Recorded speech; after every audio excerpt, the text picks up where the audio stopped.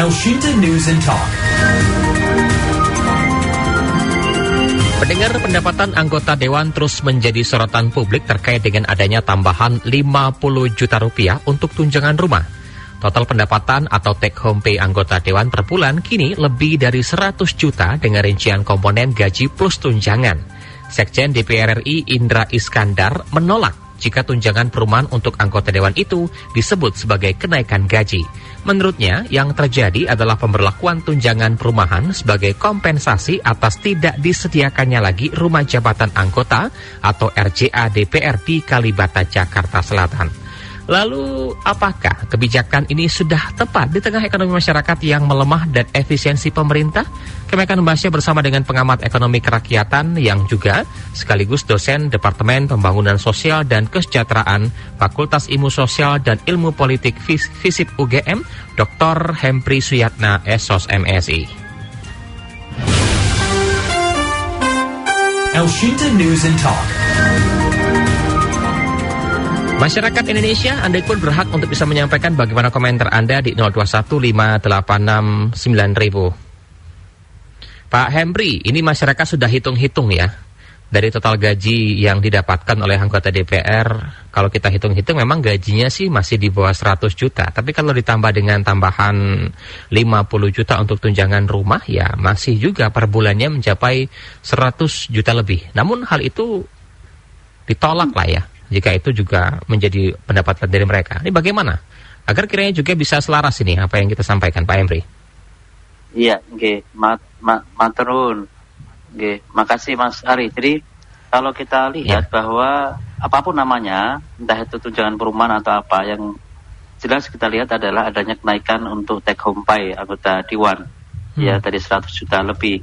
Yang saya kira ini menurut hemat saya itu belum untuk atau tidak mencerminkan tadi yang disampaikan oleh Mas Ari terkait dengan situasi kondisi saat ini ya, karena ada banyak hal isu-isu yang kemudian itu menjadi keprihatinan kita, misalnya banyak pemutusan hubungan kerja, kemudian juga berjamurnya sektor-sektor informal, kemudian menurunnya daya beli masyarakat. Tapi di sisi lain ternyata kemudian pemerintah itu atau dalam hal ini DPR itu menaikkan anggaran untuk tunjangan mereka. Ini yang saya kira menurut saya juga tidak adil ya di situ. Inilah saya kira fungsi-fungsi bagaimana kemudian etika kepemimpinan itu ternyata juga belum diterapkan secara maksimal. Jadi di jajaran elit-elit politik kita, sehingga menurut hemat saya menjadi contoh yang kurang baik bagi kondisi masyarakat yang sedang carut-marut seperti ini. Ya, namun nyatanya juga hingga akhirnya ini kita terima terkait dengan apa yang disampaikan gaji ini. Namun kan beberapa anggota DPR yang diminta untuk menanggapi juga masih ada ungkapan cuma gitu ya. Bahkan juga mendetilkannya pun juga tidak secara jelas ya. Kalau kita lihat dari psikologi komunikasi, mungkin bisa dilihat ya, mungkin sadar terkait dengan kebesaran gaji yang diterima. Namun ada indikasi masyarakat beranggapan ya karena gaji besar ya sesuai dengan pekerjaannya, ditambah lagi mungkin dengan biaya pemilu yang cukup mahal nanti akan nyalek lagi dan seterusnya, ya wajar kalau saya dapat gaji besar. Nah ini hal-hal ini yang mungkin menjadi celotehan di warung kopi nih, Pak Hempri. Ya, ini yang kadang-kadang sering jadi alasan ya bagi anggota Dewan untuk kemudian, atau argumentasi bagi anggota Dewan ketika kemudian anggaran mereka naik. Tapi yang jelas kinerja mereka kan tidak hanya diukur dari sisi jumlah jam kerja, dari sisi berapa kali mereka sidang rapat paripurna atau sidang-sidang DPR, tapi adalah sejauh mana mereka ini benar-benar kemudian memperjuangkan atau mengadvokasi apa yang menjadi aspirasi-aspirasi dari rakyat ya. Jadi yang kita lihat adalah sejauh mana kemudian adanya undang-undang yang kemudian memang pro rakyat yang harus kita cermati. Kalau banyak undang-undang tapi kemudian tidak pro rakyat, berarti mereka belum bekerja untuk rakyat. Ya, tapi kemudian kalau munculnya banyak regulasi-regulasi, termasuk pengawasan-pengawasan pemerintah yang kritis, konstruktif, saya kira kita bisa menilai bahwa mereka itu bekerja. Nah ini yang saya kira harus jelas juga, tolak ukur bagaimana kemudian kinerja anggota Dewan harus jelas. Ya, jangan hanya dari sisi jumlah mereka kali rapat dan sebagainya, tapi juga harus dilihat dari sisi sejauh mana mereka bisa menghasilkan produk-produk perundangan, sejauh mana mereka perundangan yang pro rakyat, sejauh mana mereka kemudian bisa mengagregasi, mengartikulasikan kepentingan rakyat, dan sejauh mana kemudian mereka benar-benar mampu menjadi sebuah pengawas yang baik, itu yang saya kira harus kemudian juga dicermati di situ gitu. Kira-kira begitu Mas Ari.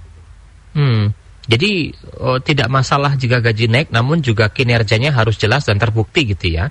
Jangan sampai malah mendapatkan gaji yang besar, namun kenyataannya tidak seperti itu. Meskipun angkanya kalau kita bagi-bagi kepada beberapa masyarakat yang mungkin juga profesi lainnya yang harus lebih diperhatikan seperti guru yang ternyata juga masih banyak, beberapa buruh-buruh lainnya, bahkan warga miskin yang tidak terdata ini juga perlu. Artinya sebaiknya mungkin distandarkan saja ya. Kalau kita melihat dari gaya hidup, kita melihat dari sisi pengeluaran setiap bulan ya, 100 juta per bulan, oke lah kita 50 jutanya kita anggap untuk tunjangan rumah, 50 juta sebulan untuk sebagai anggota DPR, hidup dengan kehidupan standar, mempunyai anak, istri dan sebagainya, sepertinya berlebihan ini ya mungkin Pak Emri. Iya, dari sisi ekonomi bagaimana? Masih tinggi ya Mas ya. Artinya kalau kita lihat indikator kemiskinan masyarakat, itu kan orang miskin ketika mereka punya per kapita adalah 600.000. Bayangkan misalnya 2 juta dengan 50 juta kan indeks ketimpangannya sangat timpang. Yang itu saya kira tadi ya memang itu kebijakan DPR, tapi menurut saya adalah soal momentum juga nggak tepat, dan soal indikator bagaimana mereka kemudian menaikkan juga kurang pas. Ya ini momentum rakyat lagi kebanyakan lagi susah ya. Di sisi lain kalau kita lihat di daerah-daerah banyak pemerintah daerah yang juga menaikkan PBB. Ya di beberapa daerah tadi Pati, di Cirebon, di sebagainya, yang saya kira itu juga tidak mencerminkan bagaimana mereka berpihak terhadap konteks kepentingan masyarakat. Artinya rakyat semakin dalam hal ini semakin menderita, tapi sisi lain kemudian justru ya di elit itu tidak memberikan contoh yang baik terkait dengan hal tersebut. Nah ini boleh saya publis ya. Saya dapatkan informasi ini ya, tunjangan per bulan anggota DPR yang diatur dalam surat edaran Setjen DPR RI ya tahun 2010 dan pada surat Menteri Keuangan tahun 2015. Jadi ada tunjangan melekat anggota DPR, kemudian tunjangan lain anggota DPR.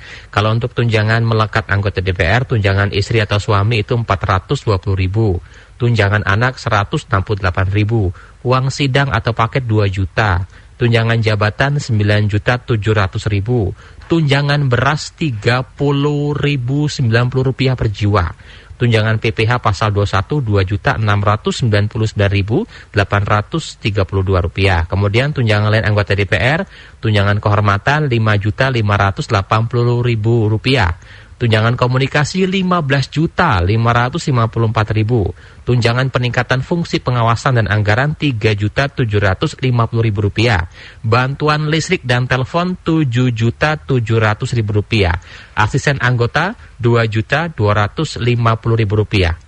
Ya, ini belum termasuk gaji pokok yang ditetapkan melalui peraturan pemerintah nomor 75 tahun 2000. Dalam aturan tersebut, gaji pokok per bulan diatur berdasarkan jabatan. Untuk ketua DPR 5.040.000 rupiah, wakil ketua DPR 4.620.000 rupiah, anggota DPR sebesar 4.200.000. Nah, jika dijumlahkan semua, ini mungkin maka anggota DPR ini bisa membawa pulang uang setidaknya sebesar 54.051.903 rupiah per bulan, di luar tunjangan rumah, uang perjalanan dinas, dan dana ke daerah pemilihan yang dulu dikenal dengan dana aspirasi. Nah, sementara itu banyak instansi yang dipangkas keuangannya karena kebijakan efisiensi anggaran yang jumlahnya sangat besar. Menarik ini. Ya, jadi ada meme mungkin tiba-tiba mikir pengen jadi anggota DPR aja gitu ya. Ini gimana Pak Emri? Ya itu yang tadi saya katakan sudah bentuk-bentuk dari sebuah ironi ya, yang menunjukkan artinya yang tadi yang kaya semakin kaya, tapi yang miskin kemudian juga akan cenderung menjadi miskin karena yang miskin dibebani oleh pajak, dibebani oleh mungkin berbagai dampak-dampak dari efisiensi, dibebani oleh kasus-kasus PHK dan sebagainya, yang seharusnya ini kan tadi ya fungsi dewan saya kira tidak hanya sekedar kemudian menjalankan fungsi artikulasi agregasi, tapi fungsi keteladanan yang justru menjadi lebih penting, fungsi etik kepemimpinan itu yang saya kira menjadi penting di situ, yang itu saya kira kok ya tadi kalau momentum saat ini kok kayaknya belum tepat ya menurut saya untuk mereka bisa menaikkan tunjangan ya, sehingga tadi di atas 100 juta mereka bisa dapat per bulannya. Ini yang saya belum lagi misalnya ketika tadi berbagai biaya misalnya kunker dan sebagainya kan mereka akan dapat juga ya, ini yang saya kira juga harus dicermati di situ. Artinya jangan sampai justru ya persoalan di Indonesia soal ketimpangan ya, yang saya kira juga sudah cukup tinggi. Jangan sampai ini kemudian juga cenderung menjadi semakin melebar dengan kebijakan-kebijakan yang mungkin kurang populis lah bagi masyarakat secara umum. Ya, kita libatkan masyarakat Indonesia. Bagaimana komentarnya sebagai masyarakat yang aspirasinya diwakilkan oleh anggota DPR? Ada Pak Nur di Bojong. Silakan Pak Nur, bagaimana komentar Anda Pak Nur? Ya, selamat sore Bu. Selamat sore Pak Nur, silakan. Ya, Dr. Henry ya. Iya, Pak. Ya, Pak Hempri, Pak Nur. Pak Henry, ya. Sekilas kedengarannya sangat jomplang ya. Tunjangan gaji pokok sekian juta, kehormatan pakai tunjangan telepon dan segala macam sebagaimana tadi diuraikan ya. Saya pikir kondisinya jangan dikait-kaitkan lagi dah dengan keadaan-keadaan rakyat sekarang kan. Ditetapkan saja kalau anggota DPR itu dia dapat gaji pokoknya sekian, tunjangan berasnya sekian, kemudian untuk biaya transportasinya kalau dia berangkat dari mana, dari rumahnya misalnya ya, jadi ditetapkannya sekian. Jadi dengan misalnya gaji pokoknya dan sekian dengan tunjangan yang lainnya, ya ada 10 juta saja ada cukup ya. Jadi nggak perlu lagi tunjangan rumah ini dan itu tambah ke telepon dan segala macam. Waduh, jadi masyarakat aja yang tadi Bapak sebutkan sampai hanya dikasih 600.000, makan apa rakyat? Di kemiskinan aja katanya negara lagi banyak sekali kesusahan ini dan itu, tapi buktinya kok mereka bisa dipromosikan untuk kenaikan gaji ya. Ini sangat jomplang. Saya berharap negara ini artinya bukan milik golongan tetapi milik rakyat kebersamaan. Jadi keprihatinan dirasakan oleh mereka. Demikian. Assalamualaikum warahmatullahi wabarakatuh. Baik, terima kasih. Terima kasih Pak Nur di Bojong ya.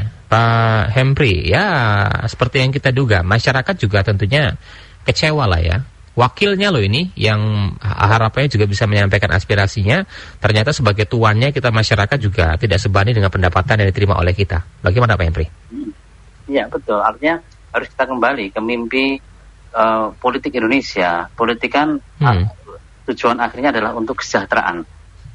Nah sehingga jangan sampai hanya politik untuk kemudian konteksnya kekuasaan. Dalam hal ini kan akhirnya yang terjadi, yang terkesan di mata masyarakat adalah bahwa ya elit-elit politik itu lebih banyak kemudian mengakumulasi kekuasaan ya dan kekayaan, tapi kemudian sisi lain ada banyak hak sosial ekonomi warga masyarakat yang kemudian itu cenderung kemudian belum dipikirkan secara serius.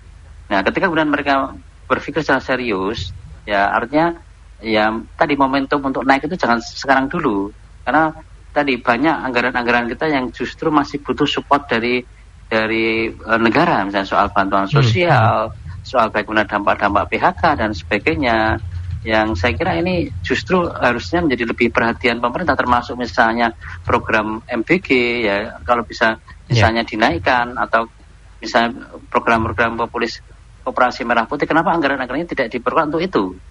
Ya artinya untuk konteks rakyat, tidak untuk misalnya kepentingan elit yang akhirnya ya kekayaan, kekuasaan itu akhirnya menjadi milik elit dan bukan untuk konteks kepentingan masyarakat secara umum.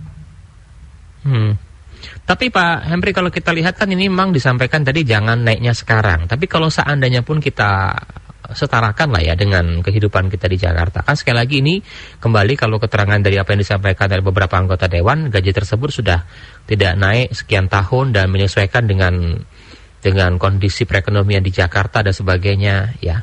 Tapi kan ini di luar pada umumnya ya, artinya di luar masyarakat yang mendapatkan gaji di perusahaan, mungkin kita samakan seperti itulah ya, karena kan wakil rakyat ya, tidak semena-mena untuk bisa menentukan gaji puluhan juta. Nah ini yang mungkin bisa penyesuaian, mungkin bisa disesuaikan ya, standarnya saja gitu, jangan sampai sekian juta. Kalau kita lihat kan tadi saya sebutkan bahwa untuk tunjangan komunikasi saja 15 juta, ini sudah di atas UMR Jakarta 2-3 kali lipat mungkin, apalagi daerah lainnya ini. Nah, ini yang mungkin sedikit penyesuaian gaji ini kalau kita ingin koreksi kemudian disesuaikan dengan sewajarnya saja. Ini gimana? Tapi mungkin masih ada tidak ya yang ingin menjadi anggota DPR kalau gajinya disesuaikan dengan UMR gitu ya. Kita kembalikan lagi Mas, artinya mereka ingin menjadi anggota dewan itu untuk apa? Apakah untuk berjuang untuk rakyat? Apakah untuk sekedar kemudian meningkatkan status sosial ekonomi mereka? Ini yang harus kita kembalikan lagi. Ya, seharusnya kan ketika mereka menjadi anggota dewan, mereka kan harus harus punya orientasi, punya visi bahwa mereka harus berjuang untuk konteks rakyat, ya, sehingga bagaimana kepekaan sosial, bagaimana kemudian mereka bisa memahami apa yang dirasakan oleh rakyat, itu yang saya kira menjadi utama. Kalau yang ini kan terkesan adalah mereka menjadi anggota dewan, akhirnya ujungnya tadi adalah kekuasaan dan kekayaan, bukan untuk bagaimana kemudian kita berjuang untuk konteks rakyat. Itu yang saya kira harus juga diperhatikan dalam konteks tersebut. Ini kembalikan lagi ke dewan. Kira-kira mereka menjadi anggota dewan itu untuk apa? Itu yang saya kira menjadi pertanyaan penting bagi kita ke anggota dewan. Ya, nah saya teruskan beberapa komentar dari masyarakat Indonesia lainnya. Dari Pak Raden ini.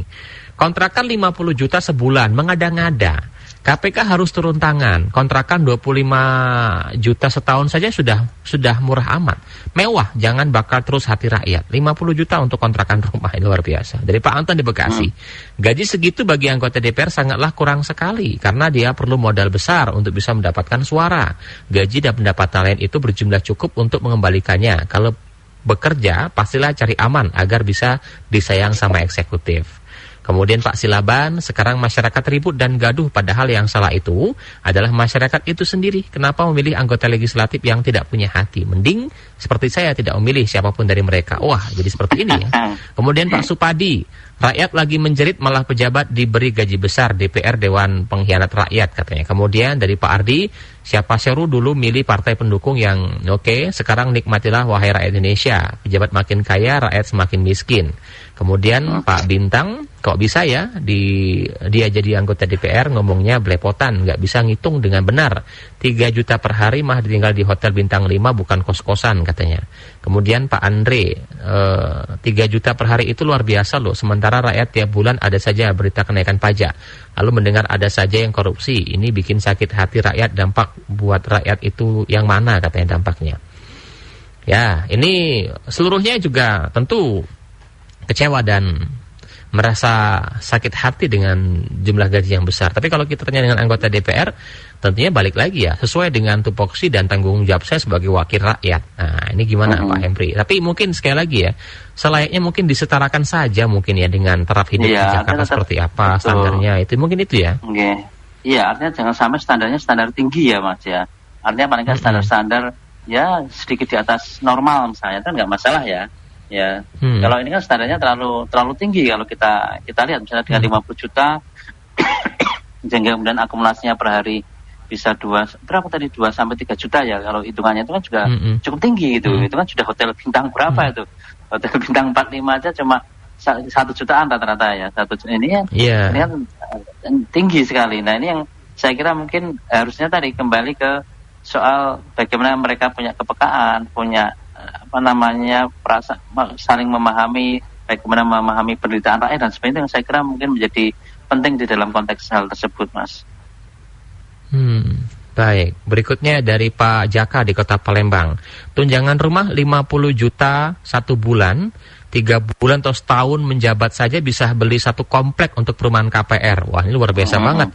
Lulus sudah pensiun jadi anggota DPR, jadi pemilik kontrakan untuk seluruh KPR di wilayah tertentu. Karena gajinya luar biasa, cukup untuk bisa beli rumah seluruh orang banyak. Nah, mungkin setelah gaji ini keluar, yang menjadi pertanyaan dari masyarakat lainnya, Pak Hempri, bagaimana untuk auditnya ya, untuk pemeriksaannya? Artinya apakah benar itu digunakan untuk beli ini dan beli itu, kemudian juga sesuai dengan peruntukannya, karena kan jangan sampai nanti digunakan untuk yang hal yang lainnya. Ini dikhawatirkan juga. Bisa tidak seperti itu Pak Hempri? Nah, jika memungkinkan, tapi ya bisa saja itu Mas ya. Artinya kalau itu dimungkinkan untuk terkait dengan audit apakah memang tunjangan perumahan itu, terutama yang tunjangan perumahan dan sebagainya itu untuk peruntukannya, itu saya kira juga menjadi penting. Agar kemudian ada transparansi, ada akuntabilitas dan ada trust ya, yang saya kira bisa melakukan trust antara rakyat kepada pemerintah. Itu yang saya kira harus jadi acuan penting di dalam konteks tersebut, di dalam hal tersebut. Ini yang kalau itu mereka mau ya, saya kira langkah lebih bagus untuk menunjukkan transparansi dan akuntabilitas di dalam pengelolaan kekayaan dan sebagainya ini, Mas. Nah, ini kan menarik ya, di sisi ekonomi Indonesia yang saat ini sudah luar biasa sekali, untuk bertahan hidup pun susah untuk masyarakat. Di sisi lain juga wakil kita mendapatkan gaji yang besar. Ini pertanyaan dari Pak Untung di Bandung. Anggota DPR belakangan ini tak ubahnya seperti korban bencana alam, sampai-sampai diberi tunjangan beras, telur, kelaparan. Apapun alasannya, kenaikan tunjangan itu mencerminkan tak punya simpati, empati, keadaan rakyat di grassroots. Entah mewakili siapa mereka itu, katanya. Nah, ini bagaimana? Sebenarnya tanpa ada kenaikan tambahan 50 juta untuk tunjangan rumah ini kan sudah cukup besar, 50 juta. Ini pun di awal-awal dulu juga masyarakat sudah membandingkan dengan kondisi bangsa saat ini. Meskipun juga tidak naik beberapa tahun kebelakangan, setidaknya masih cukup pas lah ya untuk kehidupan saat ini di Indonesia ya, Pak Henry. Iya, betul. Iya, betul. Ya, itu yang tadi saya katakan di awal, kira-kira menjadi anggota DPR itu orientasinya itu apa? Ya, orientasinya untuk kekayaan, memperkaya diri, atau memang berjuang untuk rakyat. Yang saya kira juga rakyat, saya kira tadi beberapa komentator tadi itu harus juga lebih kritis ya untuk nanti pemilu ke depan. Karena kita jangan sampai memilih kucing di dalam karung, yang sehingga yang kita pilih adalah tidak berjuang untuk kita, tapi justru berjuang untuk dirinya sendiri atau untuk kelompoknya. Itu yang kira-kira harus menjadi sangat penting, edukasi ke pemilih politik di Indonesia ke depan, agar mereka ya kritis ya terhadap partai politik atau terhadap calon legislatif yang akan mereka usung tersebut. Itu harus clear di situ. Tapi kalau dilihat dari sisi ekonomi kerakyatan ini Pak Hempri ya, yang juga tentunya harusnya juga menyesuaikan dengan kondisi yang ada. Ya sama halnya kalau kita melihat upah minimum provinsi ya, itu kan menyesuaikan dengan kehidupan di masing-masing wilayah di Indonesia ya. Sama halnya misal contoh Sumatera dan Jawa pasti berbeda. Palembang sebagai ibu kota provinsi Sumatera Selatan juga beda gajinya dengan Jakarta sebagai ibu kota negara. Begitupun seperti Yogyakarta pasti berbeda karena disesuaikan dengan taraf hidupnya, kemudian perekonomiannya dan sebagainya. Itu kan menyesuaikan. Nah, jika ini anggota DPR RI pun tinggal di Jakarta dan anggota DPRD mungkin tinggal di wilayah masing-masing, ya taraf hidupnya secara ekonomi kerakyatan disesuaikan dengan daerahnya masing-masing. Nah ini bagaimana untuk bisa menyampaikan ini mungkin Pak Hempri kepada pemangku kepentingan? Ya kalau mungkin DPRD bisa ya, tapi kalau DPR kan mereka di Jakarta ya, utamanya ya. Menurut hemat saya memang tadi kalau upah UMP itu rata-rata cuma naik 6,5% ya Mas ya. Nah itu nggak tinggi amat ya. Artinya ketika kemudian kita komparasikan dengan kenaikan tunjangan dan sebagainya kan juga jomplang. Nah itu yang juga harus, ya kalau naiknya ya sama dengan UMP ya, biar juga nggak terlalu tinggi gitu standarnya. Tadi paling nggak ya standar di atas standar minimal lah misalnya. Jangan sampai standarnya terlalu tinggi dan akhirnya menyebabkan terlalu jomplang dan ketimpangan dan terjadi ketimpangan. Nah ini yang sulit itu bahwa ya mau tidak mau kan ini sudah mereka dapatkan. Anggota DPR pun sudah mendapatkan gaji ini ya. Totalnya fantastis. Wajar kalau seandainya mungkin banyak orang berkeinginan untuk menjadi anggota DPR dengan modal berbagai macam hal ya, tanpa harus memikirkan bagaimana kualitas dari masing-masing individu. Nah kita sebagai masyarakat yang bisa kita lakukan, menuntut, meminta dan sebagainya mungkin sudah sering dilakukan ya, tapi saja tidak terdengar. Nah, ini bagaimana Pak Hempri? Ya menurut saya memang ya rakyat tetap harus bersikap kritis ya Mas. Artinya jangan hanya sekedar menerima kondisi ini. Artinya bagaimana mereka bisa kemudian juga bersikap kritis terhadap berbagai fenomena yang terjadi dan sebagainya. Tadi yang saya katakan bahwa ya kekuatan rakyat itu adalah ketika misalnya ya sekarang bisa melakukan forum-forum kritis. Misalnya ketika 5 tahun sekarang mereka juga harus lebih kritis tadi yang saya katakan.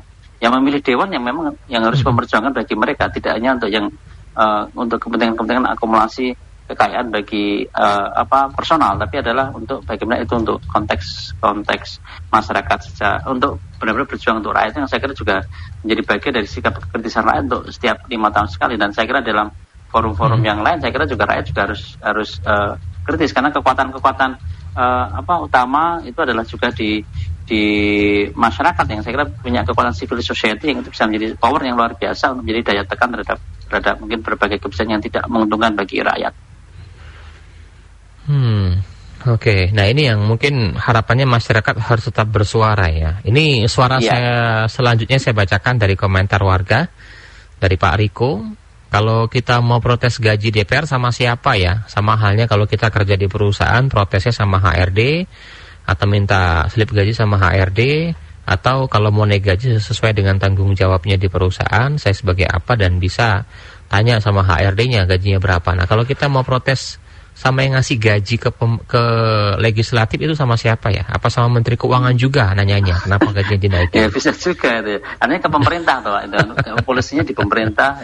Yang saya kira juga harus kita beri protes. Dan saya kira sekarang kan kekuatan-kekuatan kalau bisa sosial media, netizen dan sebagainya itu menjadi kekuatan luar biasa untuk menjadi daya tekan itu yang seharusnya rakyat bisa menyuarakan hal-hal yang mungkin tidak sesuai dengan aspirasi mereka. Digital citizenship yang itu saya kira juga harus kita perkuat untuk mendorong mereka kritis terhadap kebijakan-kebijakan negara. Ini ya, jadi tetap bersuara ini menjadi salah satu poin penting. Berikutnya dari Pak Jos di Jakarta Barat. Rakyat sudah jadi zombie, hidup yang terbangun dari tidurnya karena kuburnya dikenakan pajak yang tinggi. Serem katanya. Kemudian Pak Caca, seperti gaji anggota DPR jika betul totalnya yang mereka terima sekitar 50-100 juta per bulan, menurut saya terlalu kecil. Masih jauh daripada modal yang telah mereka keluarkan buat kampanye. Jadi yang betul sebetulnya berapa yang betul-betul diterima oleh anggota dewan kita per bulannya. Kemudian dari Pak Untung di Bandung, anggota DPR belakangan ini tak ubahnya seperti korban bencana alam. Ini yang saya sampaikan tadi. Kemudian dari Pak Yari, sejak nyoblos dari tahun 2009 anti nyoblos DPR takut nanggung dosa katanya. Nah, ini yang dikhawatirkan, masyarakat akan malas untuk memilih atau golput ujung-ujungnya ya. Dan golput ini kan juga akan menguntungkan salah satu pasang yang lain atau mungkin anggota yang lain yang akan mencalonkan diri ya. Mau tidak mau pasti akan ada perwakilan dari masing-masing daerah. Tinggal sejauh mana mungkin warganya mengenal perwakilan dari masing-masing dapil ya, Pak Hempri ya, agar bisa menuntut dan meminta apa yang sudah dilakukan untuk warga daerah mereka diwakili gitu ya Pak Hempri. Iya betul. Iya tadi saya kira fungsi selama ini kan masa itu kadang-kadang budaya politik kita juga kurang kuat. Kadang-kadang mereka hanya sekedar kemudian selesai pilihan pilkada, selesai pemilu selesai. Tapi mereka lupa juga untuk mengawal misalnya bagaimana kinerja anggota dewan yang mereka pilih waktu itu. Ya ini yang saya kira harusnya menjadi bagian itu. Artinya budaya politik di masyarakat juga harus diperkuat, tidak hanya selesai ketika proses kontestasi di pertarungan politik, tapi juga harus kemudian itu juga mengawasi kinerja mereka agar kemudian menjadi lebih baik.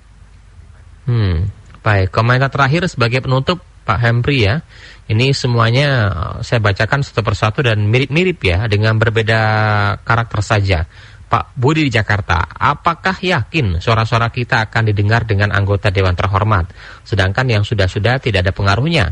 Apa yang sudah mereka putuskan jalan terus walaupun itu menyengsarakan rakyat. Terakhir, apa yang bisa disampaikan kepada kita semua sebagai penyemangat ini Pak Hempri di tengah keterbatasan kita, susahnya ekonomi dan masih banyak masyarakat yang miskin. Silakan sebagai penutup. Ya, saya kira kita masih punya kekuatan civil society yang saya kira punya potensi luar biasa menjadi tadi daya tekan dan untuk menyampaikan berbagai bentuk aspirasi.